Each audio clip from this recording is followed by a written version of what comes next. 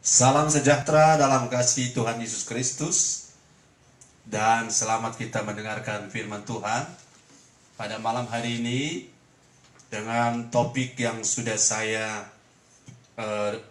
siapkan. Saya tentunya bertanya Tuhan dan berdoa untuk topik yang ingin saya bagikan pada kesempatan ini. Pada kesempatan ini saya ingin berbagi dengan saudara-saudara, yaitu bagaimana meningkatkan level kehidupan rohani kita. Bagaimana level rohani kita bisa ditingkatkan. Ini soal caranya, tapi memang kita akan lebih banyak memahami dulu konsep tentang level rohani atau komitmen rohani dikaitkan dengan kita sebagai anggota gereja lokal dan sekaligus anggota kerajaan Allah. Nah, saudara-saudara, dalam pembacaan awal kita melihat dalam Yohanes pasal yang ke-10, Yohanes pasal yang ke-6, dan ayat ini saudara kita baca pada ayatnya yang ke Yohanes pasal 6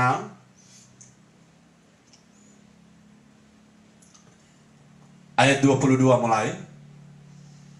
Pada keesokan harinya orang banyak yang masih tinggal di seberang melihat bahwa di situ tidak ada perahu selain daripada yang satu tadi, dan bahwa Yesus tidak turut naik ke perahu itu bersama-sama dengan murid-muridnya, dan bahwa murid-muridnya saja yang berangkat. Tapi sementara itu beberapa perahu lain datang dari Tiberias, dekat tempat mereka makan roti, sesudah Tuhan mengucap syukur atasnya. Ketika orang banyak melihat bahwa, perhatikan orang banyak ya, ketika orang banyak melihat bahwa Yesus tidak ada di situ dan murid-muridnya juga tidak, mereka naik ke perahu itu lalu berangkat ke Kapernaum untuk mencari Yesus. Ketika orang banyak menemukan Yesus di seberang laut itu, mereka berkata kepadanya, "Rabi, bila manakah engkau tiba di sini?" Yesus menjawab mereka. Perhatikan ini ayat ini sangat menarik sekali untuk kita renungkan bersama. Ayat 26, Yesus menjawab mereka, "Aku berkata kepadamu, sesungguhnya kamu mencari aku bukan karena kamu telah melihat tanda-tanda, melainkan karena kamu telah makan roti itu dan kamu kenyang." Nah, saudara, ayat ini adalah ayat yang disampaikan dalam satu rangkaian peristiwa sesudah Yesus memberi makan 5.000 orang, laki-laki saja. Maka pada episode berikutnya, ketika Yesus sudah tidak di lokasi itu, maka orang banyak itu, walaupun tidak semua yang 5.000, mereka berusaha untuk menemukan Yesus lagi. Mereka berusaha untuk ikut jejak Yesus. Tetapi Yesus itu sebagai pribadi Allah, dia memiliki atribut yang namanya Allah yang Maha Tahu. Dia Maha Tahu, saudara-saudara. Ketika orang banyak itu tiba, sebab orang banyak itu mengikuti Yesus atau mengikuti jejak Yesus, ada yang naik perahu, ada yang jalan kaki, ada yang karena mereka berusaha dengan berbagai cara agar mereka bisa bertemu dengan Yesus di seberang. Nah, ketika mereka tiba di tempat di mana mereka menemukan Yesus, mereka dengan kalimat yang sangat klasik, yaitu mereka bertanya, "Rabi, bila manakah engkau tiba di sini?"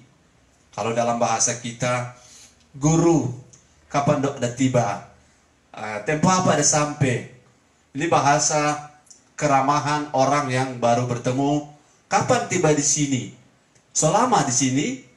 Nah, Yesus jawab dengan satu jawaban yang tidak pernah disangka sebelumnya oleh orang yang banyak ini. Mereka mendengar Yesus menjawab, "Aku berkata kepadamu, sesungguhnya kamu mencari aku bukan karena kamu telah melihat tanda-tanda, melainkan karena kamu telah makan roti itu dan kamu kenyang. Nah, ayat ini kalau kita konversikan ke kita, kalau kita ke gereja, kita ke ibadah, kemudian ada acara makan, karena gereja itu menyediakan makanan, maka selesai acara kita pulang, dan berikut kita datang lagi pada gereja yang sama, yang mungkin ya kita disambut oleh orang-orang di gereja, dan terlebih mungkin pendetanya menjawab orang banyak ini dengan berkata, kamu datang kali ini bukan karena kamu mau cari ibadah toh, kamu mau datang ini karena kamu mau cari makan, bukan? Bukankah karena waktu lalu, minggu lalu kamu dapat makan, maka kamu kembali lagi ke sini? Nah, ini pertanyaan yang sangat tajam, atau pernyataan yang sangat tajam, karena tidak biasanya dan tidak seharusnya dari seorang yang semulia Yesus itu berkata seperti kalimat ini. Kamu datang cari aku, kamu datang ibadah, kamu datang di gereja karena kamu mau cari makan. Nah, ini kalau dalam konteks orang Manado, wah ini sangat tersinggung. Jadi saudara, ada satu perbedaan yang mereka lihat. Yesus yang memberi makan 5.000 orang kok begitu baik. Yesus yang memberi makan 5.000 orang itu dengan masih sisa 12 bakul, kok begitu murah hati. Nah, kenapa kita bertemu Yesus masih pribadi yang sama, tapi kalimatnya sangat berbeda. Dia bilang, kamu datang ikut saya, kamu datang mencari saya karena kamu baru saja makan, ya. Kamu baru makan. Jadi kalau kita bicara ini, saudara-saudara, kamu mencari aku bukan karena kamu melihat tanda-tanda, melainkan karena kamu telah makan roti dan kamu kenyang. Nah, saudara-saudara, ayat ini setelah itu dia bicara tentang akulah roti hidup, akulah roti yang telah turun dari sorga. Jadi Yesus sedang mengarahkan mereka kepada, bukan berarti diberi makan 5.000 orang itu berdosa. Bukan berarti kalau kita dapat berkat dari Tuhan, dapat makanan itu salah. Tapi Tuhan Yesus sedang memberi satu penyingkapan pemahaman bahwa kita harus naik level. Naik level atau kita naik tingkat. Jadi tingkatan level kehidupan rohani kita naik level. Naik level dari sekedar menikmati berkat saja, sekedar mendapat berkat saja, sekedar untuk mendapatkan sesuatu saja dari Tuhan. Tetapi Tuhan minta supaya saudara-saudara kita naik tingkatan rohani. Dan dengan kata-kata ini Tuhan Yesus sedang memasang saringan, ya, memasang saringan.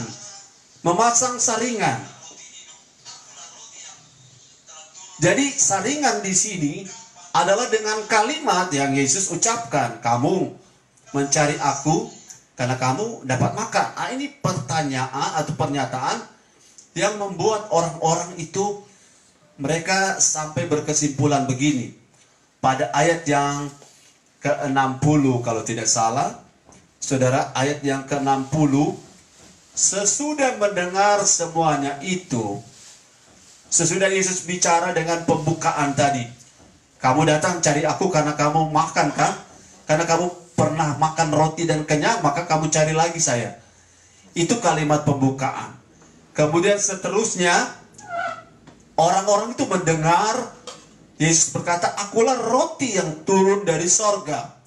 Akulah roti hidup itu. Nah, ayat 60 mengatakan, sesudah mendengar semuanya itu, banyak dari murid-murid Yesus yang berkata, perkataan ini keras.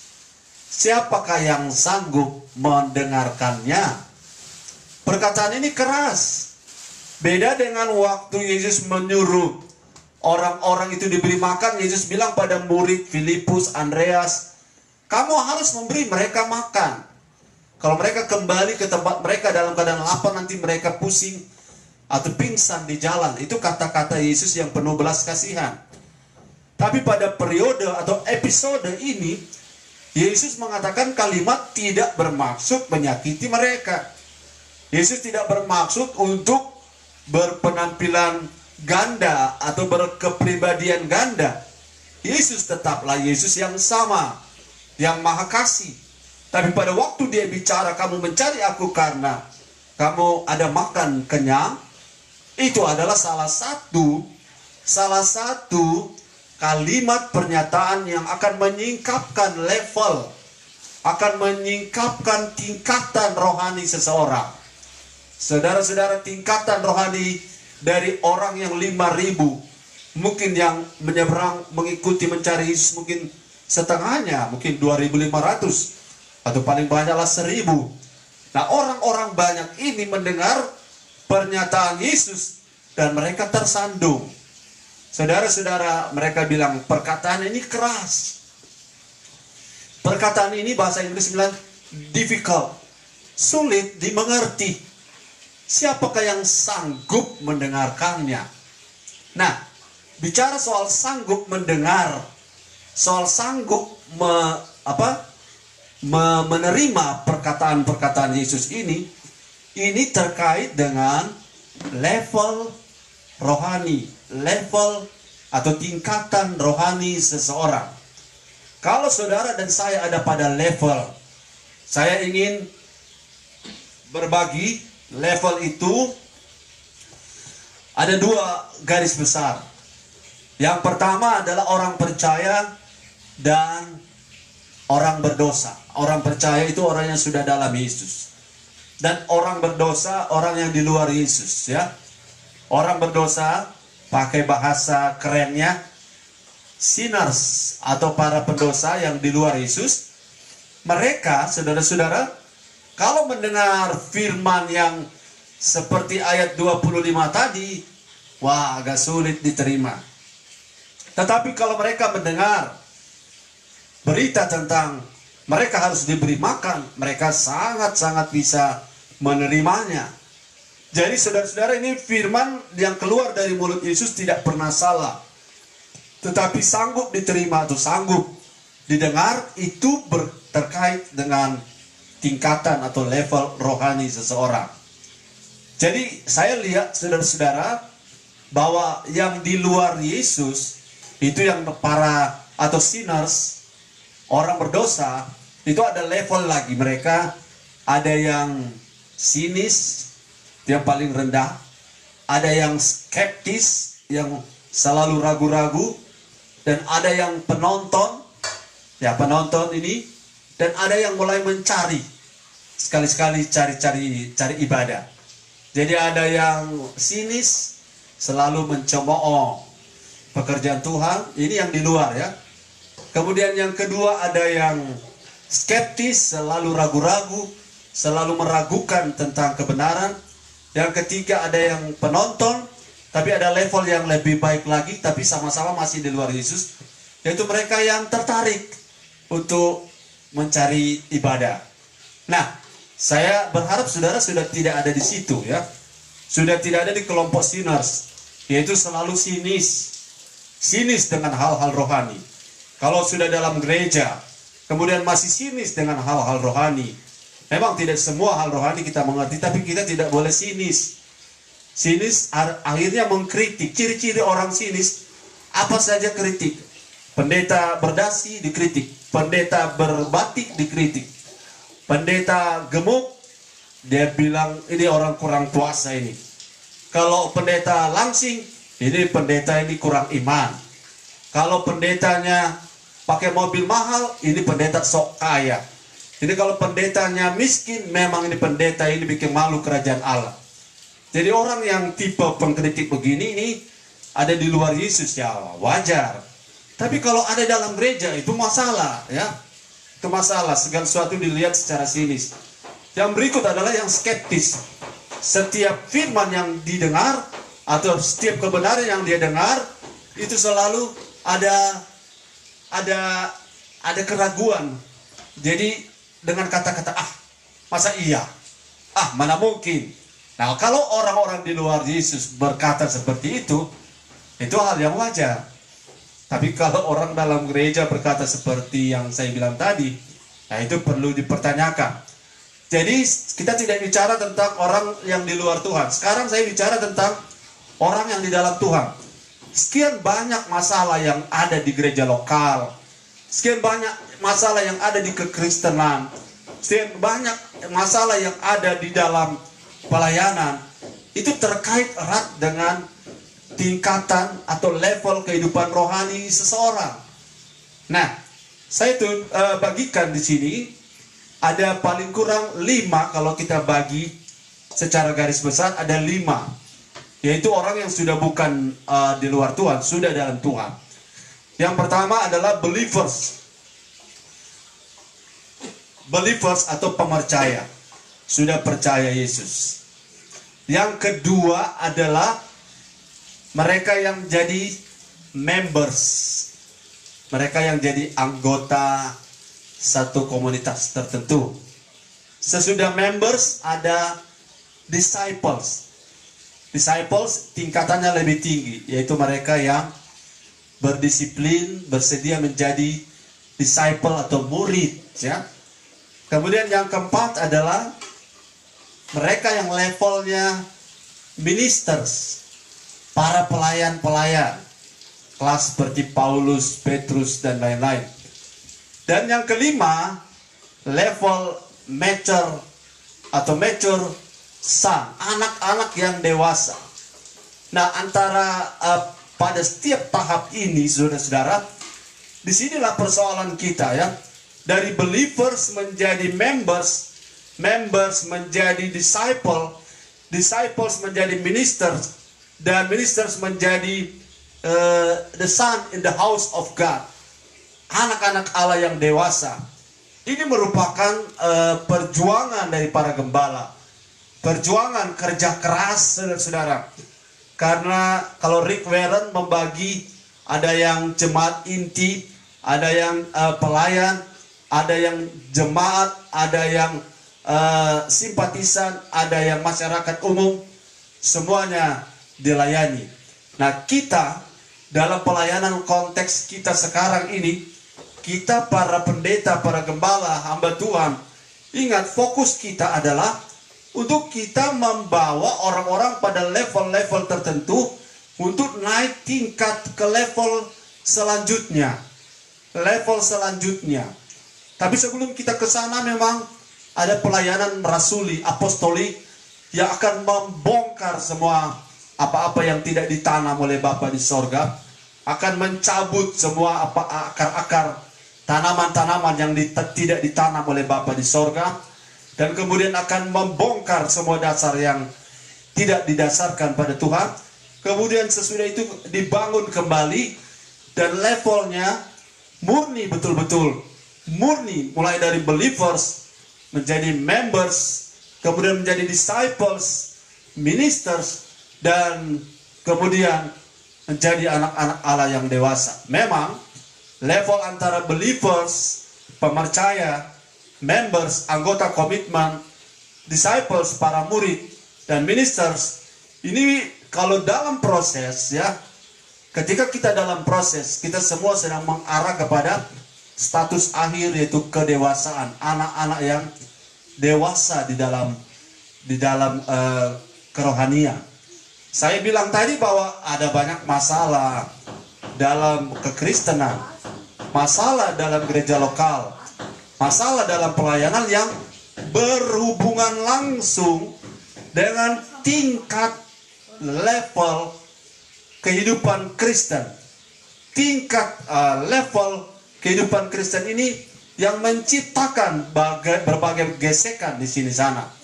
Nah, saudara-saudara, perkataan yang sama, saudara dengar, pada waktu Yesus bicara tentang kamu ini mencari aku karena aku telah memberi kamu makan dan kamu kenyang, itu bagi murid-murid yang dominan, yang mayoritas, mereka bilang, aduh, perkataan ini keras.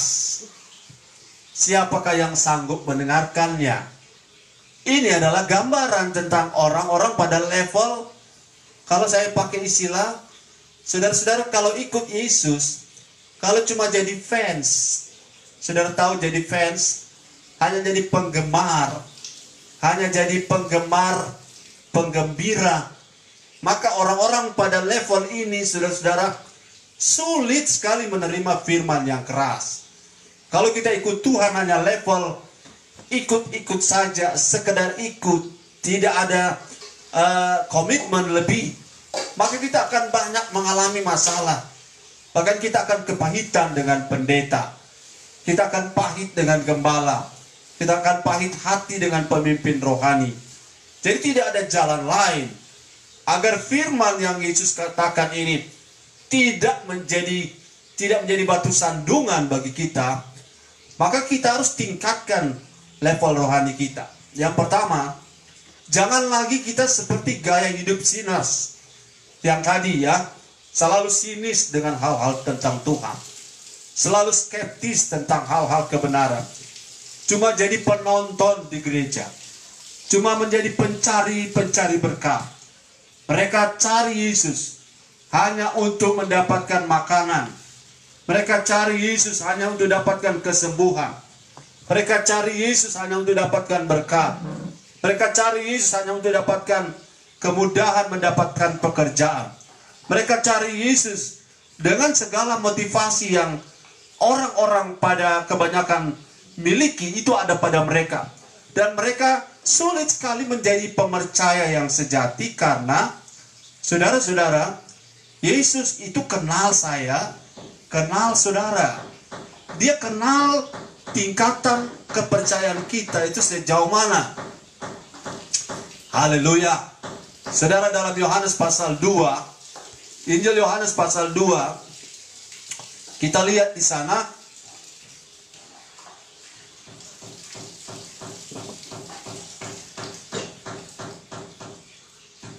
Yohanes pasal 2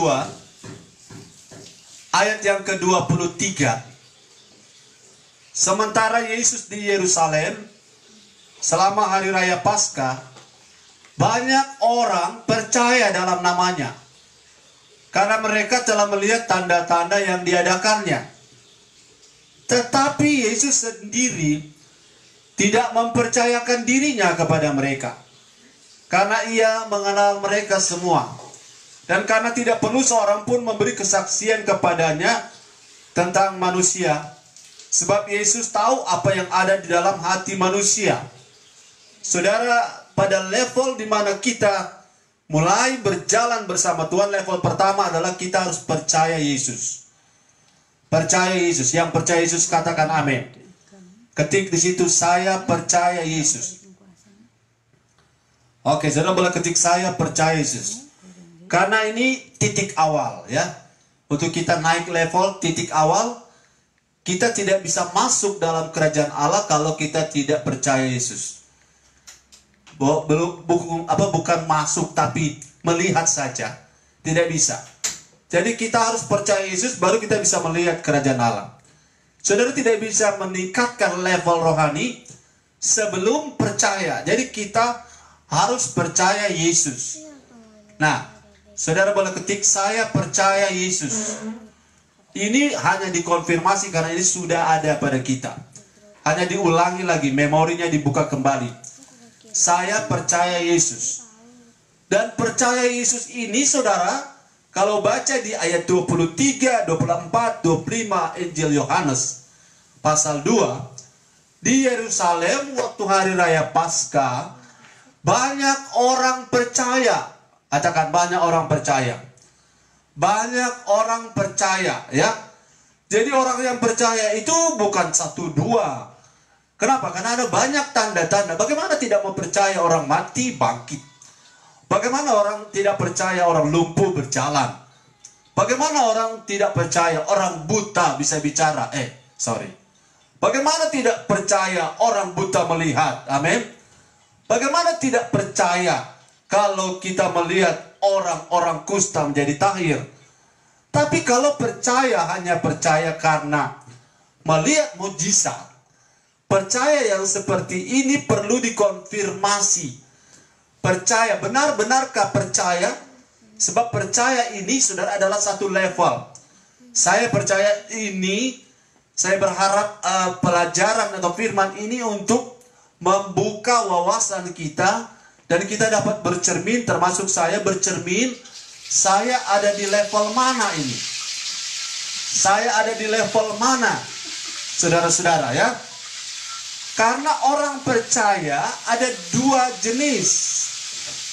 Ada dua jenis orang percaya, yaitu ayat 24, Yesus sendiri tidak mempercayakan dirinya kepada mereka karena ia mengenal mereka semua. Tuhan mengenal kita, Tuhan mengenal saya. Ya, Tuhan mengenal saudara-saudara. Saudara percaya Yesus? Ya. Tapi bukankah juga bahwa iblis percaya Yesus? Apa beda percaya Yesus? Apa beda percaya iblis, percayanya iblis kepada Yesus dengan percayanya kita kepada Yesus? Jadi perbedaan ini sangat jelas. Percayanya iblis, dia hanya tahu Yesus Maha Kuasa. Dia tahu Yesus itu Tuhan. Dia tahu Yesus itu Maha hadir, Maha Kuasa. Tetapi iblis dan kita percaya Yesus Maha Kuasa. Kita percaya Yesus adalah Allah yang omniscience, Allah yang Maha tahu. Iblis juga tahu itu. Iblis juga percaya. Tapi yang membuat ia dan kita berbeda adalah iblis itu percaya tapi menolak untuk menyembah Tuhan. Iblis percaya tapi menolak untuk melayani Tuhan. Iblis percaya Yesus tapi menolak untuk taat padanya. Nah, kalau kita sekarang, saudara percaya Yesus, katakan amin. Kalau kita percaya Yesus dan kita menolak untuk taat padanya, maka kita punya percaya setara dan sekualitas dengan iblis punya percaya.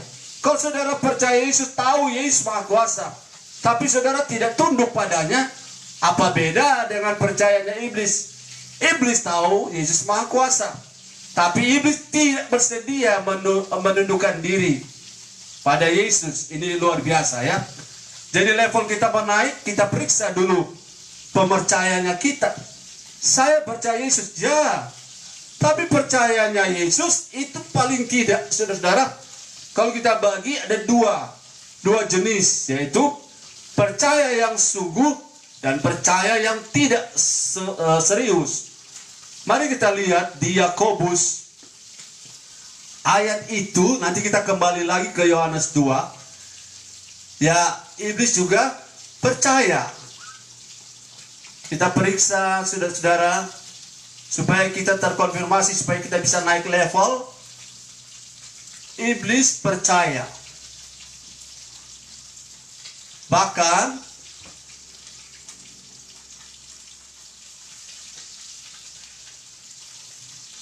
ayat 2, pasal 2 ayat 19, Yakobus 2 ayat 19. Halo, mari kita periksa level kita, bahwa level yang saya sudah bagi dua, orang dalam Yesus dan orang di luar Yesus. Kita belum bahas yang di luar Yesus, kita bahas yang di dalam Yesus. Yang di dalam Yesus, titik awalnya adalah percaya. Nah, Yohanes 2 ayat 24, 25, 26 tadi, kalau tidak salah, bahwa banyak orang percaya pada Yesus, tetapi sayang Yesus tidak mempercayakan dirinya. Atau bahasa lain, Yesus sendiri tidak percaya mereka. Oke, sekarang kalau kita bawa ke, apakah saudara percaya? Ya. Apakah iblis juga percaya? Coba baca. Yakobus 2 ayat 19 mengatakan, engkau percaya bahwa hanya ada satu Allah saja, itu baik. Tapi setan-setan pun juga percaya akan hal itu. Saudara percaya Allah itu esa, iblis juga percaya.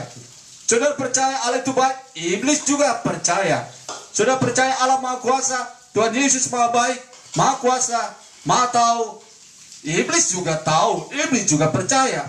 Bahkan kualitas percaya secara fisik pada ayat ini, tetapi setan-setan pun juga percaya akan hal itu. Dan mereka, harusnya kata, bahkan mereka gemetar. Mereka gemetar. Saudara, ini kualitas percaya sampai pakai gemetar ini satu hal yang luar biasa. Sampai gemetar, luar biasa.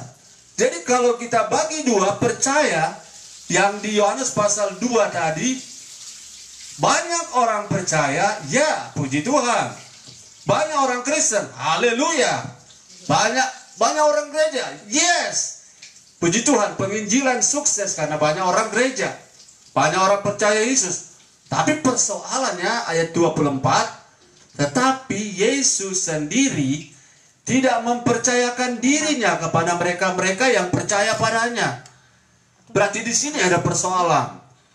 Bahwa kita punya level sebelum naik level tingkatan kita, mau jadi anggota gereja, mau jadi pelayan, apalagi menjadi disciple, kita periksa kembali level kita sebagai believers, sebagai pemercaya.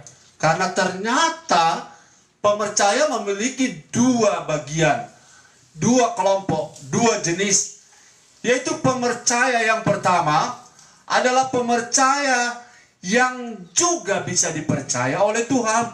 Dan yang kedua adalah pemercaya yang tidak bisa dipercaya oleh Tuhan. Ulangi saudara-saudara. Jadi level percaya itu, kalau kita bagi dua, adalah orang percaya dalam satu himpunan besar, tapi masih bisa dibagi dua. Himpunan yang pertama adalah orang percaya yang bisa dipercaya. Himpunan kedua, di dalam orang percaya, adalah orang percaya yang tidak bisa dipercaya. Mengerti maksud saya ya? Kalau kita percaya saja, seperti percayanya iblis, iblis tidak pernah dipercaya oleh Yesus. Oke, iblis tahu siapa Yesus. Iblis pernah bilang, Paulus aku kenal. Yesus aku kenal. Kamu anak-anak Skewa, kamu siapa? Jadi Yesus dikenali oleh iblis. Dia percaya. Yakobus 2:19 tadi sudah konfirmasi bahwa iblis pun setan. Bukan cuma iblis dipertegas, ini setan pun.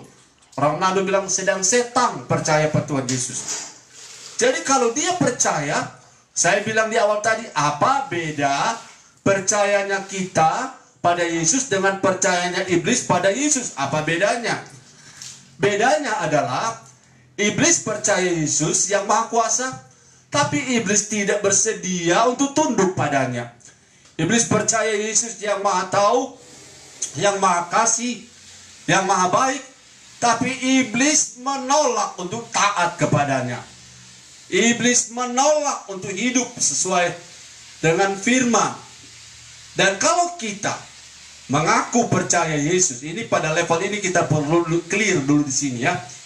Kalau kita percaya Yesus, kemudian kita menolak untuk taat, kita menolak untuk komit dengan Dia, kita menolak untuk tunduk padanya, maka kualitas percaya kita, mohon maaf, ini bisa disamakan dengan kualitas yang ada pada percayanya iblis. Minta maaf ya. Tapi ini adalah penyingkapan untuk kita belajar bersama. Jangan sampai pada satu saat Tuhan datang, dia bilang, aku tidak kenal kamu, Max. Aku tidak kenal kamu. Ya, saudara-saudara, saya ingin saudara clear di sini. Untuk naik level, kita periksa kembali percayanya kita. Percaya kita harus disertai dengan label yang ditulis dalam Yohanes 2 ayat 24. Kita percaya Yesus dan Yesus percaya saya. Jadi saudara ketik di situ, saya percaya Yesus dan Yesus juga percaya pada saya. Sebab kalau saya percaya Yesus, Yesus kan ayat ini bilang, karena tidak perlu seorang pun memberi kesaksian kepadanya tentang saya. Karena ia tahu apa yang ada dalam hati saya. Jadi kalau Yesus maha tahu, dia tahu kualitas percaya kita. Dari mana?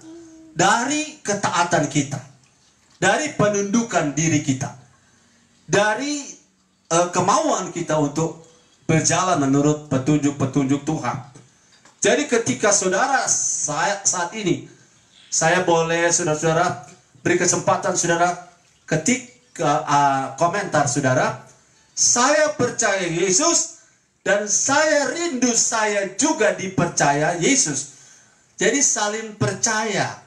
Saling percaya mempercayai. Untuk apa saya percaya Yesus? Kalau Yesus tidak percaya pada saya. Nah, kalau pakai level ini, sudah pasti sudah ada banyak orang di gereja akan mendengar kalimat Yesus. I tidak pernah kenal you. Eko tidak pernah kenal you. Ya, saudara-saudara, ketik lagi. Saya percaya Yesus dan saya berharap Yesus percaya pada saya. Ini level yang perlu kita konfirmasi. Karena pada waktu Yesus bicara pada para fans, para penggembira, ya, orang-orang kalau ikut Yesus dengan kualitas fans club, fans club, orang penggemar saja, ya. Orang hanya jadi penggemar. Mereka cuma pengen dengar yang manis, yang baik. Tapi kalau Yesus bicara seperti Yohanes 6 tadi, kamu mencari aku karena kamu ada makan kenyang. Maka orang-orang ini, ayat itu bilang, maka murid-murid itu mengatakan perkataan ini keras, sulit dimengerti, susah mau diterima. Bagaimana Yesus yang maha baik kok bisa ngomong seperti itu? Dan inilah kenyataannya. Sebenarnya pernyataan Yesus itu tidak keras. Kalau bagi saudara yang levelnya hanya pengikut, hanya penggembira, hanya ingin berkatnya Yesus, atau bahasa yang bijaksana itu begini. Kalau kita hanya tertarik pada dompetnya Yesus, kita tidak tertarik pada hatinya Yesus, maka satu saat kita akan balik dan mundur teratur. Kalau Yesus tidak membuka dompetnya bagi kita. Kalau kita hanya tertarik dompetnya Yesus, satu saat kita akan balik kanan. Kita akan meninggalkan Yesus. Kalau satu saat saudara-saudara Yesus bicara dengan pernyataan yang keras, kita orang-orang yang penggembira, hanya fans klubnya Yesus, akan mundur teratur. Tapi saya percaya saudara punya level iman, adalah iman level Sadrak, Mesak, Abednego, level SMA.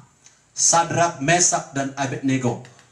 Walaupun Tuhan tidak tolong kami, supaya Tuanku Raja tahu, walaupun Tuhan tidak tolong kami tidak akan menyembah patung yang Tuanku dirikan itu. Ini level iman yang istilahnya orang Manado bilang ini level iman ketekokong. Iman yang keras kepala, tidak mau mundur apapun yang terjadi. Iman yang seperti ini yang merupakan iman yang Tuhan cari. Level percaya yang Tuhan rindukan ada pada kita. Kalau kita sudah di sini, saudara, kita sudah punya prospek harapan untuk lebih maju lagi. Tapi saya yakin ini hanya sebagai refreshing, hanya sebagai pengingat untuk kita jangan sampai error di level ini. Kita pemercaya, kita orang percaya. Saya percaya Yesus, tapi saya ingin pastikan terus bahwa saya juga dipercaya oleh Yesus. Max percaya Yesus, Yesus percaya Max. Jadi ada saling percaya, ya, di antara hatimu Yesus dan hatiku. Tak ada dinding pemisah. Jadi kita menyatu dengan Yesus dalam hal saya percaya dan Yesus percaya kita. Jadi ini penting karena level yang pertama yang harus kita miliki adalah believers, pemercaya. Kemudian setelah kita betul-betul percaya, kita sudah menjadi believers, kita harus ingat 2 poin penting untuk pemercaya. Untuk orang bisa jadi orang Kristen, 2 poin penting. 2 poin penting kalau saya kaitkan dengan pribadi Yesus, 2 poin penting, bahkan 3, yaitu kalimatnya begini. Saya percaya Yesus adalah juru selamat saya. 1. 2. Saya percaya Yesus adalah Tuhan. Ini penting. orang percaya Yesus sebagai juru selamat saja, tidak mempercayai dia sebagai Tuhan, itu belum Kristen, belum believers. Karena believers yang sejati adalah pemercaya bukan pada apa yang Yesus bisa buat, bukan apa yang Yesus telah kerjakan, tetapi siapa Yesus itu. Beda ya. Saudara, apa yang Yesus kerjakan kita percaya, dia juru selamat, dia memberkati, ya. Tapi kalau kita percaya hanya pada apa yang ia kerjakan, maka itu baru satu sisi. Kita harus percaya bukan hanya apa yang Yesus kerjakan, tetapi kita juga harus percaya siapa Yesus itu. Ya. Siapa Yesus itu penting sekali, karena inilah yang membedakan saudara Kristen atau bukan. Orang yang masuk Kristen harus ditanya paling kurang dua hal ini. Harus ditanya dua hal ini, dan kalau ditambah satu lagi, yaitu Alkitab adalah firman Allah yang adalah firman yang adalah Yesus. Ya, siapa Yesus di matamu? Ini pertanyaan penting untuk menjadi Kristen, menjadi believers, menjadi pemercaya, supaya kita bisa naik level. Siapa Yesus di hatimu? Siapa Yesus di matamu? Siapa Yesus di hidup saudara? Kalau dia hanya penolong, dia hanya juru selamat, dia hanya penyembuh, dia hanya pemberi berkat, itu orang-orang di luar Kristen juga percaya sama. Dan orang-orang di luar Kristen menolak satu sisinya, yaitu mereka menolak sisi Yesus adalah Tuhan. Jadi kekristenan, believers, the true believers, orang percaya sejati, mereka mempercayai satu, Yesus juru selamat. Tetapi yang lebih inti lagi, Yesus itu juru selamat, dan Yesus itu adalah Tuhan. Ini merupakan perdebatan sepanjang sejarah dunia ini ada. Orang beradu argumen. Tapi saudara, jangan pedulikan pada apapun kata orang. Kita para pemercaya, ini yang membuat kita berbeda. Kita percaya Yesus adalah Tuhan, anak Allah yang hidup. Katakan amin. Saudara, ketika saya percaya Yesus adalah juru selamat saya dan Tuhan saya, ini poin yang akan jadi poin yang akan membedakan banyak orang. Saudara boleh ikut Yesus, tapi saudara hanya mengikuti mencari berkatnya. Dan kalau saudara tidak mengikuti dia sebagai Tuhan, disitulah saudara akan tersandung. Karena ada waktu Tuhan itu mengizinkan kita ada dalam lembah kekelaman. Ada waktu Tuhan yang maha bijak itu mengizinkan kita dicobai. Ada waktu Tuhan yang maha bijaksana itu menahan berkat, hanya untuk melihat siapa yang kita cari, berkat atau pribadi Tuhannya. Jadi tidak boleh lupa saudara-saudara, pada sisi level, maksud saya level, pada tingkatan pemercaya, believers, saudara harus pastikan saya dan saudara adalah percaya Yesus, aktif percaya Yesus, dan Yesus percaya pada kita. Kemudian objek yang kita percaya, sasaran dari percaya kita adalah, dan supaya kehidupan rohani kita bisa meningkat dari believers, members, disciples, ministers, dan kita menjadi the son of God in the house of God. Dan kita bertambah level, dan tidak begitu-begitu saja ikut Tuhan. Sudah sekian puluh kali kita ikut live streaming. Saya berharap ini telah menambah level kita, telah menambah tingkatan iman kita.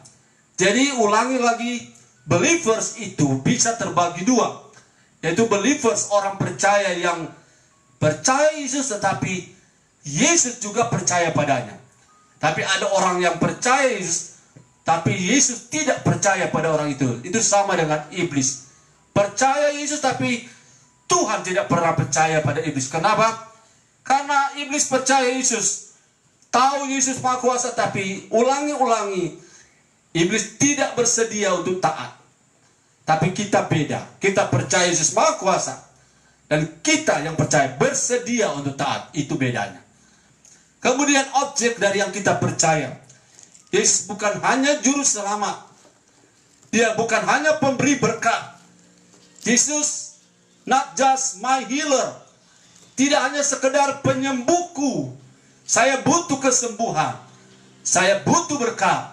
Saya butuh pertolongan. Tapi saya lebih butuh pribadinya. Saya lebih butuh dianya. Haleluya. Saudara-saudara, pada level ini saya ingin saudara ulangi clear di sini. Jangan sampai ada orang yang percaya Yesus karena Yesus baik saja. Jangan sampai ada orang percaya Yesus karena Yesus memberkati kita saja. Jangan sampai ada orang percaya Yesus hanya karena Yesus menyelamatkan kita saja. Tapi orang harus percaya Yesus karena siapa Yesus di mata kita. Dan esensi, substansi dari keberadaan Yesus yang sejati itu siapa? Itu jauh lebih penting daripada apa yang Ia berikan untuk kita. Dia Tuhan. Bukti-bukti Ia Tuhan tidak perlu dibuktikan. Karena seluruh dari kejadian sampai wahyu membuktikan bahwa Yesus adalah Tuhan. Hanya orang-orang yang hatinya tertutup. Hanya orang yang hatinya dibutakan oleh ilah zaman ini yang mengatakan Yesus bukan Tuhan. Dan ini merupakan poin yang menjadi titik tekan kita bahwa Yesus satu-satunya jalan. Yesus berkata, akulah jalan, akulah kebenaran, akulah kehidupan. Jadi saudara-saudara, di sini kita sudah jelas. Kemudian orang-orang yang menjadi believers ini yang harus naik tingkat. Haleluya. Kita harus naik tingkat, katakan amin. Kita harus naik tingkat.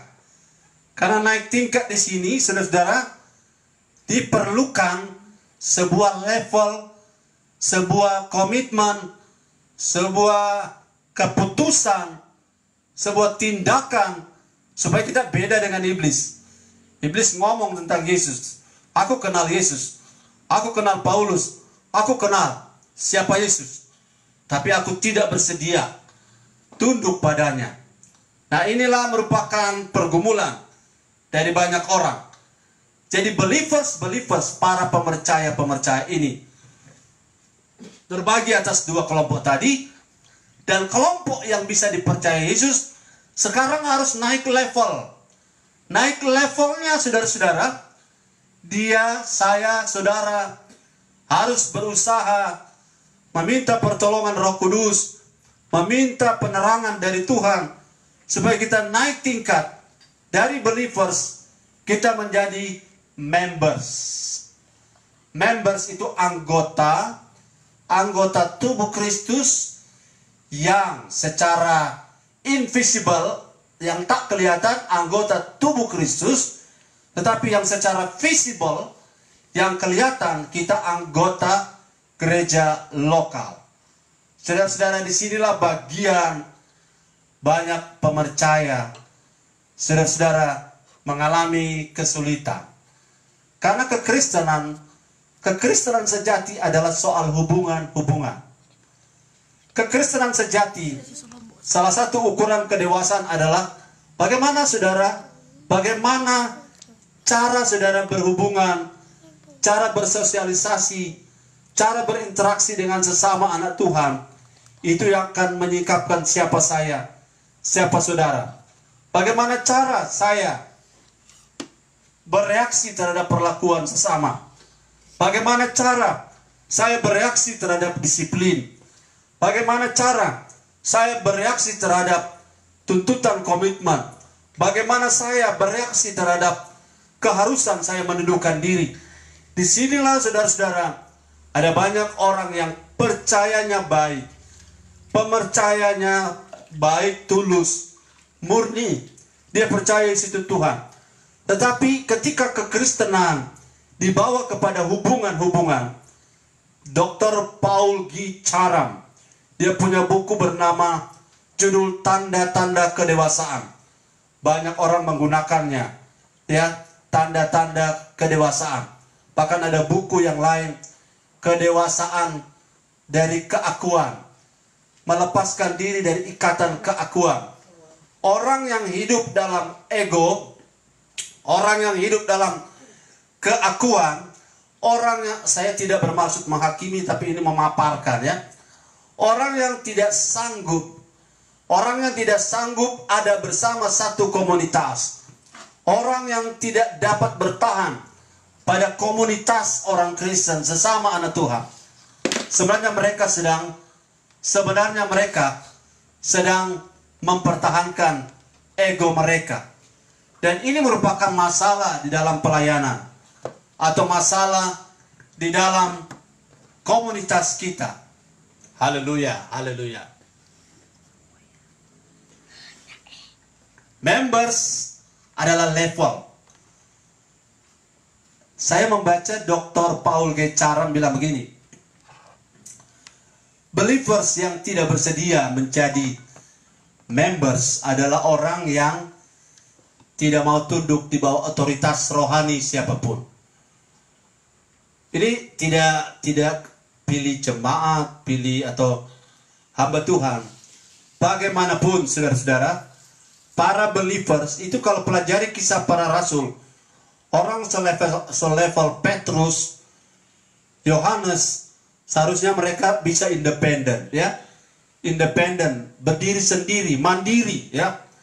Tetapi saya pelajari mereka memberi diri untuk terikat dalam komunitas yang namanya Gereja Mula-Mula, Gereja Kota Yerusalem.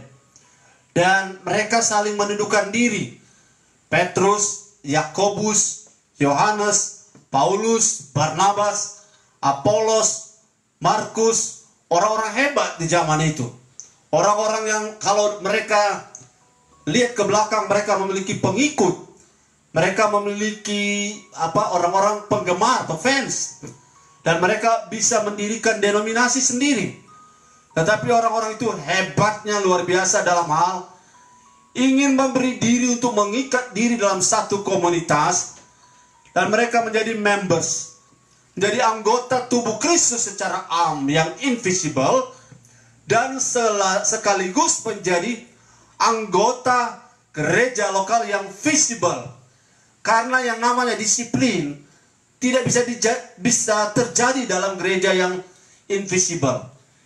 Teguran, ya, koreksi tidak bisa terjadi di gereja tubuh Kristus yang invisible, yang itu.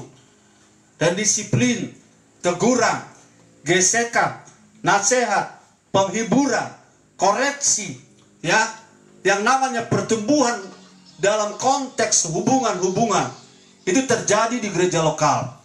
Disinilah saudara-saudara level itu mulai saudara-saudara mengalami kesulitan. Ketika orang-orang mulai dibawa, digiring pada sama seperti orang pacaran, ya. Kalau orang pacaran segala sesuatu indah, ya. Yang terbaik yang diperlihatkan, yang termanis, pokoknya semua yang terbaik.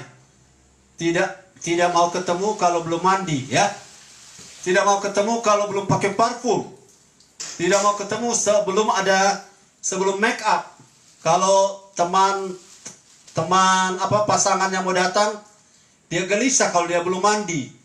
Dia akan berusaha untuk tampil prima dan sebagainya. Tetapi setelah komitmen, setelah menikah, saudara, tidak mudah. Ini gambaran orang pacaran dan orang berkeluarga. Ini gambaran antara believers dan members. Kalau cuma jadi penggembira atau believers maksud saya, maka KKR sana, KKR sini, kita lari sana, lari sini, rame di sana, rame di sini, mudah sekali, ya, mudah sekali. Ada seminar sana, kita sana, seminar sini, kita ke sini, KKR sana, kita ke sana, KKR situ, kita kemana kita suka kita pergi. Dan inilah banyak sudah gambaran tentang domba-domba yang sedang terhilang di dalam kerajaan Allah. Haleluya. Orang-orang yang saya lihat murni percaya Yesus. bahkan rela berkorban untuk Yesus, tapi mengalami kesulitan dalam hal hubungan-hubungan. Saudara tidak akan pernah menemukan satu komunitas yang tidak ada kekurangan, tidak akan. Saudara akan tidak pernah menemukan seorang pemimpin gereja lokal yang dari ujung rambut sampai telapak kaki terbuat dari emas murni. Saudara tidak akan menemukan gereja yang pintu masuk dan pintu keluarnya semua baik-baik saja. Selalu akan bertemu dengan apa yang tidak sesuai. Manusia saja ada plekmatik, kolerik, sanguin, dan melankolik. Jadi kalau kita ketemu dengan orang-orang seperti ini, dalam komitmen menjadi anggota, saya mau bicara ini saudara, mungkin tidak akan selesai malam ini kalau kita akan membahas apa yang terjadi di kisah para rasul. Seorang Petrus bisa duduk sama-sama dengan seorang Yakobus. Seorang Yohanes bisa duduk sama-sama dengan Filipus. Filipus sama-sama dengan Stefanus, Barnabas dalam satu komunitas, dan mereka tidak saling bersaing, tidak saling melukai. Karena Dr. Gecaram bilang begini, mereka yang sulit sekali berkomitmen dalam gereja lokal, jangan saudara tersinggung ya.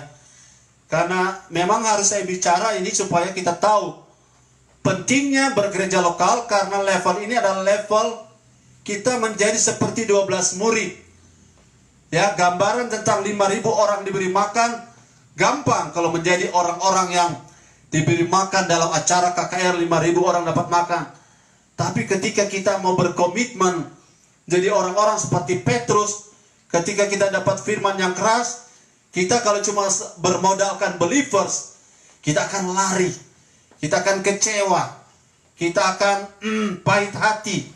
Kenapa? Karena kekristenan itu harus dibuktikan, bukan hanya percaya kepada Tuhan Yesus saja, tapi kekristenan harus dibuktikan melalui sikap kita mensikapi hubungan-hubungan sesama kita. Bagaimana kita bersikap terhadap sesama, itu merupakan alat ukur. Nah, Dr. Caram bilang begini, orang-orang yang tidak ingin berkomitmen dalam gereja lokal, dalam bukunya Tanda-tanda Kedewasaan, mereka itu, dia punya pendapat ini ya. Pertama, masa kecil yang kurang bahagia, dan latar belakang buruk, dan tidak mampu bersosialisasi atau menyesuaikan diri. Jadi ada trauma karena pernah konflik, pernah ada clash. Nah, kalau ini saya percaya bagi Tuhan tak ada yang mustahil, bisa disembuhkan ya. Yang kedua, karena pernah terluka hatinya, terluka dan tidak bersedia dipulihkan oleh Roh Kudus. Nah, kalau kita saudara melihat keadaan ini, orang yang selalu terluka dengan gereja lokal, saudara-saudara, saya sudah bilang tadi, tidak ada gereja lokal yang akan dapat menjamin 100% aman. Dan dalam arti gesekan tidak ada.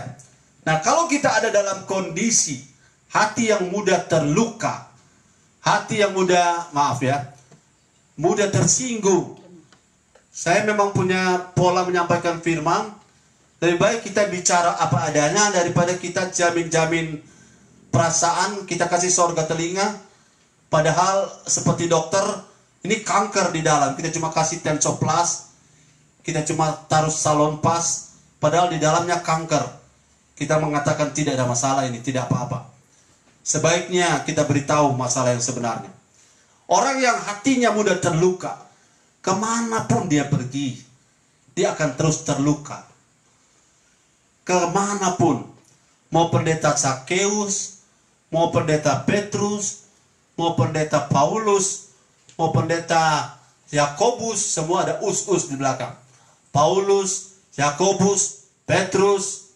Nah, semua akan berhadapan dengan fakta bahwa orang-orang yang selalu terluka akan terluka terus. Jadi bagaimana cara? Kita lah yang harus perbaiki hati kita. Memang tidak semua orang yang tidak bekerja lokal terluka hatinya. Ini cuma salah satu dari faktor penyebab. Nah, yang juga disampaikan yang poin ketiga, Dr. Paul G. Caram, dia seorang doktor dalam bidang pertumbuhan gereja yang membahas tentang perilaku atau pola hidup dari jemaat-jemaat. Dan dia mengatakan poin yang ketiga, kenapa orang tidak bergabung dengan gereja lokal, tidak menjadi members, tidak tetap, karena terlalu saleh. Terlalu saleh artinya memiliki standar rohani yang terlalu tinggi. Terlalu tinggi, saking tingginya dia sendiri tidak mampu. Jadi dia mencari sana, mencari sini untuk standar rohani yang, karena dia terlalu saleh. Semua terlalu saleh itu tidak baik. Level saudara-saudara dan saya tidak dapat naik dari believers menjadi members karena standar kehidupan yang kita temukan dalam kehidupan sehari-hari. Kitalah yang harus mengubah hidup kita sebelum kita berharap orang lain berubah. Haleluya. Jangan pernah berharap orang lain berubah di gereja kalau kita sendiri tidak mau berubah. Dan kita akan beranggapan ini gara-gara dia ini. Gara-gara dia ada di gereja saya jadi lemah. Gara-gara dia melayani saya ini galau. Gara-gara dia ada di dalam saya tidak bebas. Semua gara-gara orang lain. Nah, kapan gara-gara kita sendiri? Kita sendiri harus buka hati. Amin. Buka hati untuk menjadi members. Dan kita bisa mengikat komitmen kita. Kita harus bangun. Apapun yang terjadi di masa lalu sudah. Masa lalu biarlah berlalu. Tapi titik hari ini ke depan, mari kita menjadi orang-orang believers yang berkomitmen menjadi members yang mengikat diri dengan mengabaikan semua kendala-kendala. Kemudian ada faktor yang berikut adalah orang yang sulit bergabung di gereja lokal adalah tidak mau bergantung kepada orang lain. Ya, tidak mau, yang terakhir tidak memiliki komitmen, tidak pengen terikat. Padahal kekristenan yang sejati adalah komitmen. Kekristenan yang sejati adalah komitmen. Kekristenan tanpa komitmen itu sama dengan orang pacaran hidup seperti suami istri tidak mau menikah. Orang yang sama level, yang hidup pacaran, sudah hidup seperti suami istri tapi tidak pernah menikah. Nah, orang-orang seperti ini sudah akan mendapatkan apa-apa. Jadi saya berharap saudara paham bahwa tingkat level kehidupan rohani kita harus bertambah. Sudah menjadi believers, puji Tuhan. Sekarang kita sudah jadi anggota atau komunitas gereja. Itu sebabnya kalau saudara belum tergabung dalam gereja lokal manapun, berdoa dan bertanya Tuhan kemana saya harus bergereja? Jangan pernah tidak bergereja. Karena kalau tidak bergereja maka saudara akan jadi pemain bola kaki tanpa kesebelasan. Tentara yang tanpa kesatuan. Murid yang tidak punya sekolah, kelas mana tidak tahu. Jadi sebagai domba-domba, kita harus berkumpul bersama domba yang lain. Dan dalam level ini saudara-saudara, saya percaya apa yang dialami oleh murid-murid ketika Yesus bicara keras. Murid-murid, saudara, mari kita baca kembali Yohanes pasal 6 tadi, pada ayat yang ke-60. Mereka sudah dengar pada ayat yang ke-60, saudara-saudara, perkataan ini keras. Ya, perkataan ini keras. Kemudian ada ayat yang selanjutnya. Ya. Mari kita lihat ayat 66. Karena perkataan ini keras, tidak sanggup diterima oleh para penggembira. Tidak dapat diterima oleh mereka-mereka yang cuma percaya Yesus saja. Yaitu ayat 66. Mulai dari waktu itu, waktu kapan? Waktu Yesus terang-terangan bicara firman. Mulai dari waktu itu, banyak murid-muridnya. Ini sudah murid, sudah ini level murid. Banyak murid-muridnya Yesus mengundurkan diri dan tidak lagi mengikuti dia. Saudara, berhadapan langsung dengan Yesus masih bisa mengundurkan diri. Apalagi kita hanya bertemu Yesus sekarang secara roh. Kita memiliki tantangan yang lebih rumit sekarang. Tapi saya percaya harapan tetap masih terbuka. Tapi kita mulai terbuka lagi. Kita memahami bahwa kita tidak boleh jadi Kristen biasa-biasa saja. Kita tidak boleh menjadi Kristen believer saja. Kita tidak boleh menjadi Kristen yang hanya berharap berkat saja, tapi kita naik. Mulai dari waktu itu banyak murid-muridnya mengundurkan diri dan tidak lagi mengikut dia. Karena mereka mengalami kesulitan dalam komitmen. Mari saya kasih contoh. Kalau sudah menikah, buruk ataupun baik istri. Kalau sudah menikah, buruk ataupun baik suami. Kita kan tidak boleh bilang, ayo cerai saja sudah. Kita tidak bisa seperti itu. Kita harus belajar menyesuaikan diri. Kecuali dosa, kita perlu bertobat. Tapi kalau hanya kebiasaan, misalnya maaf ya, ada suami yang tidur mendengkur, dan gara-gara mendengkur kita minta cerai. Barangkali ini saudara-saudara terlalu kekanak-kanakan kita. Jadi kita perlu naikkan tingkatan kerohanian kita. Karena ada waktu Yesus itu bicaranya tegas. Ada waktu Yesus itu bicaranya tidak enak di telinga. Ada waktu Yesus bicaranya, saudara nanti baca di ayat-ayat yang lain nanti ketemu dan saudara tidak akan terkejut lagi. Karena kita sudah siap. Ayat 66.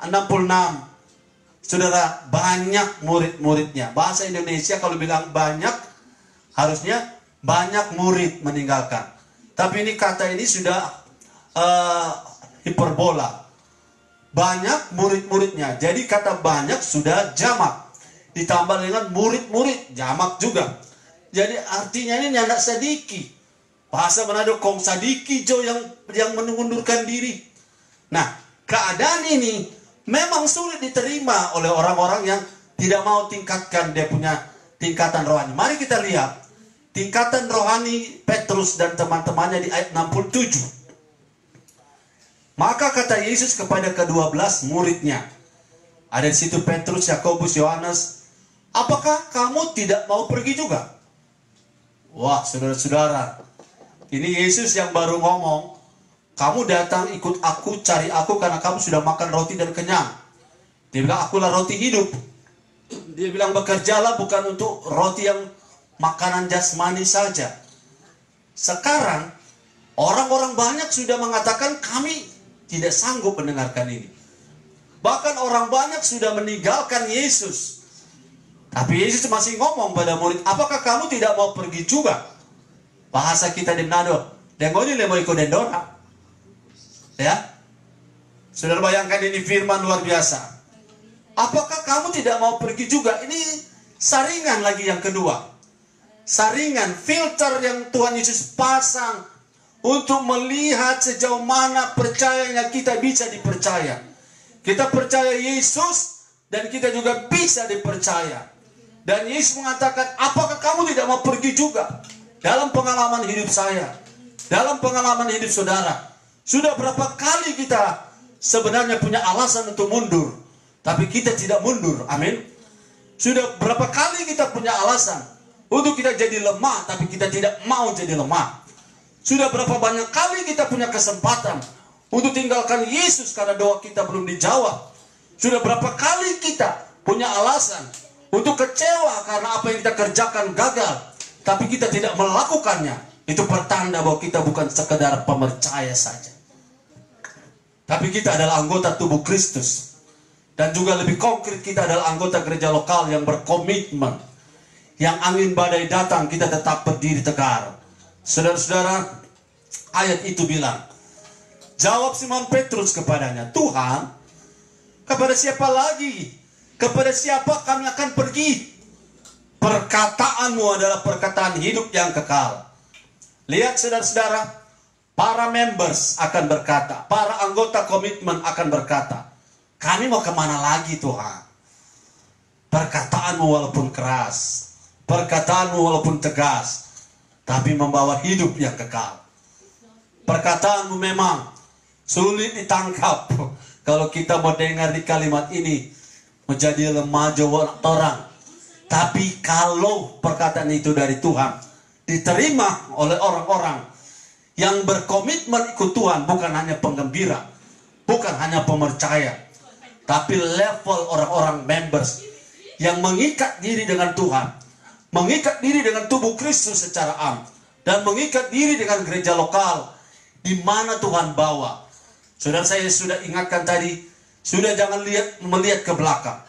Jangan lihat masa lalu, lihat ke depan. Dan kemana Tuhan bawa. Tempatkan dirimu di bawah otoritas rohani yang menetap, agar kita bisa bertumbuh. Amin. Tempatkan dirimu pada komunitas yang tetap. Dan kita tidak ke sana dan ke sini. Kita tidak datang dan pergi. Ada bahasa lagu Grace Simon kalau tidak salah. Kau datang dan pergi sesuka hatimu. Oh, kejamnya di kau. Kalau jadi jemaat, bukan jemaat jalan-jalan, tetapi satu gereja, bersedialah dibentuk di sana. Karena orang-orang seperti ini akan bicara pada Yesus. Tuhan, kepada siapa lagi kami akan pergi? Perkataanmu adalah perkataan yang hidup, yang kekal, walaupun tegas, keras. Dan kami telah percaya, lihat ya, kami telah percaya dan tahu bahwa Engkau adalah yang kudus dari Allah. Engkau adalah bukan juru selamat saja. Kami percaya sekarang ayat 69. Dan kami tahu Engkau adalah Allah yang kudus. Kata kudus dalam satu pengertian khusus, yaitu Allah yang terpisah dari kelompok-kelompok yang error. Kita kudus artinya kita terpisah, dipisahkan untuk tugas-tugas khusus. Orang-orang yang menjadi members dari tubuh Kristus secara khusus dalam gereja lokal, mereka memisahkan diri, mengkhususkan diri untuk tugas-tugas kerajaan Allah. Dan di sana mereka dibentuk, mereka dilatih, mereka seperti ada di istilahnya, ada di tempat pelatihan. Kita menjadi orang-orang yang akan menang di luar sana ketika kita menjadi members yang akurat. Kita menjadi anggota gereja yang akurat. Saudara, saya tidak bicara soal denominasi, tapi saya bicara soal gereja lokal yang sesuai dengan kehendak Allah.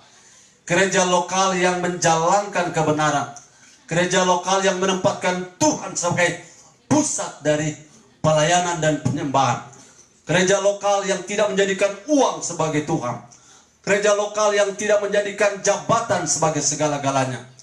Gereja lokal yang menempatkan kebenaran Tuhan di atas kepentingan siapapun.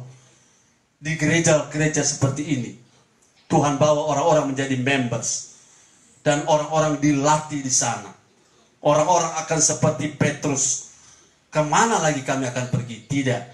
Kami akan tetap bersama dengan Tuhan. Walaupun ada waktu Tuhan tegas pada kami. Ini baru level members. Saudara-saudara, pelajari baik-baik kisah para rasul. Orang-orang yang namanya members, orang-orang yang berkomitmen. Walaupun ini firman agak lama, saudara bertahan ya. Kalau saudara rasa capek mendengar, lebih capek yang bicara ya. Dan saya bergairah untuk menyampaikan ini. Lihat dalam kisah para rasul, para members ini. Kisah para rasul pasal 2. Kalau saudara perhatikan terjadinya mujizat besar-besaran di kisah para rasul, itu tidak lepas dari para members. Orang-orang komitmen, orang-orang yang bertekun. Bahasa Yunani bilang bertekun, proskartereo. Proskartereo artinya orang-orang yang berkonsentrasi atau to give a constant attention to a thing. Orang-orang yang memberikan perhatian yang konstan terhadap sesuatu. Kisah 2 ayat 42. Saudara ketik dulu di komentar saudara. Saya ingin menjadi members yang akurat. Saya ingin menjadi members gereja yang akurat. Haleluya. Jadi kalau lihat di Sinners banyak penonton. Kita bukan penonton. Kita adalah pemain, kita adalah members.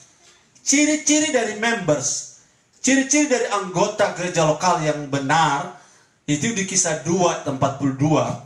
Saya ada tulis di buku saya dengan judul Sehatkah Gereja Lokal Kita. Kisah 2 ayat 42.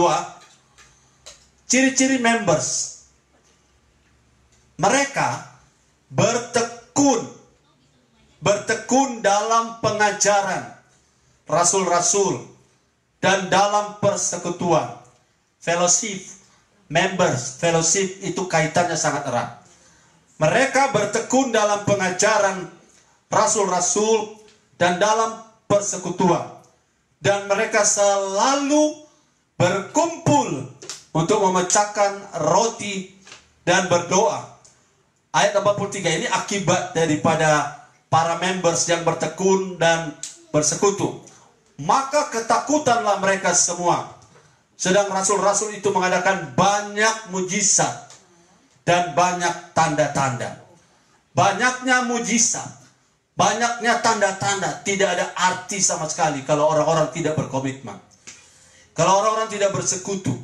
Tapi sebaliknya, hasil dari 2-3 orang sepakat, 2-3 orang bersekutu, 2-3 orang bertekun dalam pengajaran, itu menghasilkan rasa takut atau masyarakat menghormati, masyarakat menghargai komunitas ini. Jadi mereka bukan takut melihat hantu, tapi mereka respect, hormat. Karena orang-orang ini bertekun. Ini bukan orang-orang biasa. Orang-orang yang sudah hidup dengan Yesus 3,5 tahun. Kalau bilang urapan, oh siapa mau lawang ini urapan Petrus? Siapa lawang urapan dari Yohanes? Kalau 3,5 tahun dengan Yesus. Tapi itu bukan hal penting bagi members. Members yang paling penting adalah komitmen. Sama dengan rumah tangga. Apapun yang saudara capai, tapi kalau kita masing-masing istri suami jalan sendiri-sendiri, apa artinya semuanya? Nah, ayat ini mengatakan mereka bertekun. Ini yang kalimat yang saya bilang. Mereka bertekun. Mari saudara ulangi, saya bilang tadi. Ketik di situ. Saya ingin menjadi members gereja yang akurat. Saya ingin menjadi anggota gereja yang akurat. Bukan yang main-main. Ya. Bukan GKJJ. Gereja Kristen jalan-jalan. Ada KKR sana, KKR sini, ke sana dan ke sini. Mencari urapan sana, mencari urapan sini. Walaupun ibadah baik, tapi kalau itu tidak didasarkan pada ketekunan kita. Untuk kita komitmen seperti rumah tangga. Kita jalan sana, jalan sini, tidak punya rumah tangga sendiri, maka hidup kita akan kacau balau.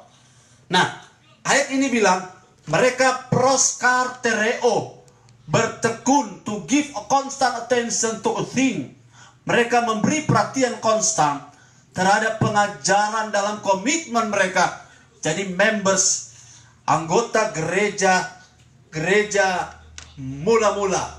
Nah, saudara lihat di sini gereja mula-mula.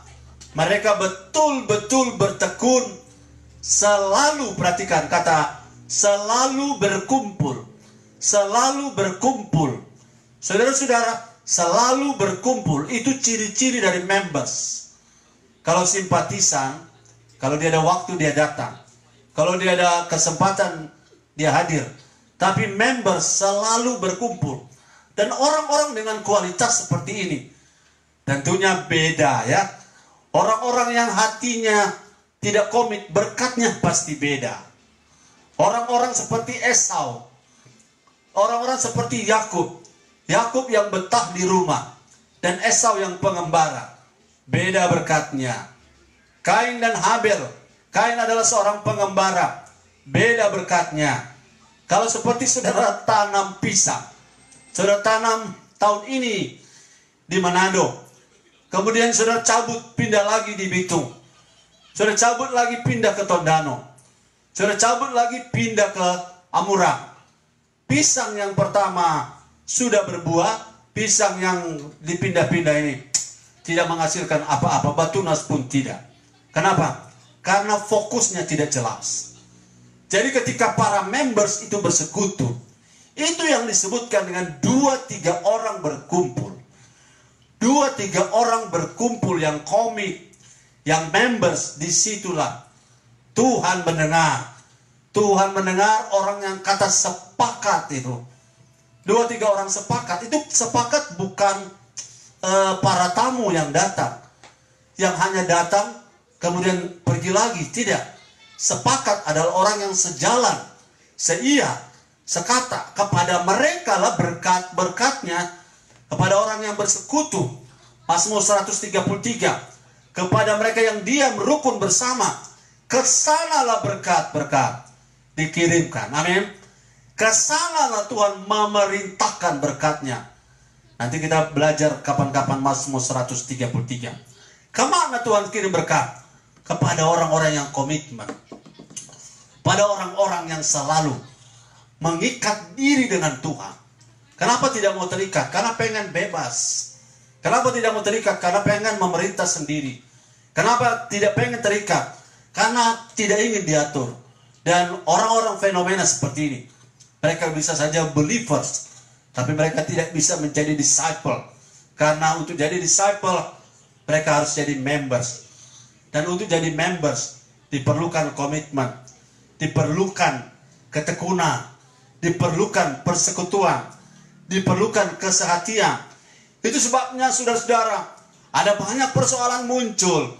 Karena apa? Ketidakmampuan mengikat diri. Kecil saja masalah sudah jadi penyebab orang bisa menjadi orang yang mengembara ke sana dan kemari. Kalau saudara seperti itu hari ini mendengar firman, berhentilah engkau seperti itu. Berhentilah engkau jadi pengembara. Berhentilah engkau menjadi coba sana coba sini. Tetapkan hatimu di satu tempat. Berdoa, tanya Tuhan dengan baik. Dan ketika engkau sudah tempatkan di sana, bertumbuhlah di sana. Kalau boleh sampai Tuhan datang. Dan berdoalah supaya engkau bertemu dengan gembala yang akurat. Bertemu dengan gereja yang benar. Bukan semua gereja sudah, saya tidak mengatakan gereja salah, tetapi Tuhan pasti taruh gereja yang tepat untuk saudara. Yang sudah bergereja, bertekunlah di gereja bukan sebagai simpatisan. Bertekunlah di gereja bukan sebagai penonton, bukan sebagai penggembira, tetapi menjadi orang yang mengambil bagian. Dan setiap kali ada sesuatu yang saudara ambil bagian, ibadah, doa, pelayanan, maka saudara akan merasakan apa yang namanya dampak dari kuasa, the power of fellowship, ya, the power of unity, kekuatan kuasa yang akan datang dari orang-orang yang berkomitmen menjadi members, orang-orang yang mau komitmen dengan Tuhan. Mereka akan melihat kemuliaan Tuhan, akan melihat mujizat-mujizat dari Tuhan. Tidak ada yang mustahil bagi Tuhan. Haleluya. Haleluya. Saudara bergairah, haleluya. Nah, pada saat saudara sudah jadi members, langkah selanjutnya, disinilah saudara tantangan yang lebih menarik lagi, lebih menggairahkan lagi.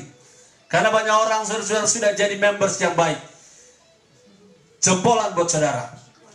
Sudah komitmen di gereja lokal, jempolan buat saudara. Sudah bertahan apapun yang terjadi. Sekali lagi, masa lalu sudah kita lewat. Kita lihat hari ini. Ke depan kita komitmen. Maka saudara sudah menetap hati. Jempolan buat saudara. Saudara orang-orang strategisnya Allah. Yang akan dipakai dalam ketekunan. Dipakai dalam kesetiaanmu. Karena banyak yang terpanggil. Sedikit yang terpilih. Apalagi yang setia. Wahyu 17 ayat 14 mengatakan. Mereka yang akan menikmati sorga adalah mereka yang terpanggil, mereka yang terpilih, dan mereka yang setia. Banyak orang jadi believers terpanggil, tetapi sulit sekali menjadi members, karena members itu adalah proses pemilihan dari Tuhan. Dan sulit sekali menjadi disciple, karena di situ kita disaring, dipilih, dilatih.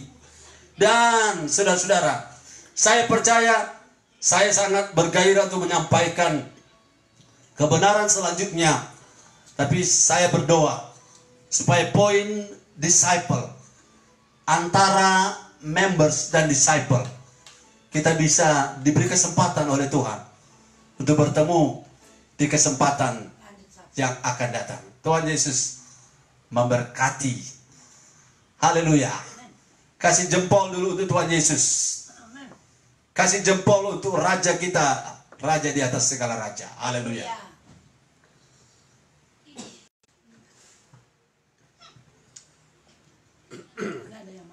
Ada interupsi sedikit dan saudara, saatnya kita akan menutup acara ini. Kita akan menyambungnya jika Tuhan berkenan pada hari Sabtu yang akan datang. Keep strong and akurat. Makan firman. Makanan keras adalah untuk mereka yang dewasa. Dan kalau saudara ada yang belum dapat menerimanya, mari dengar saja dulu sampai Roh Kudus menjelaskan di hati kita. Kita berdoa. Dalam nama Tuhan Yesus, Tuhan memberkati pelayanan malam ini.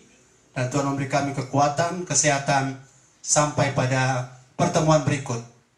Dalam nama Yesus, berkat Abraham, Ishak, dan Israel tercurah atas kami semua. Kami bersyukur untuk pertemuan ini. Haleluya. Amin. Sampai ketemu. Tuhan Yesus memberkati. Haleluya.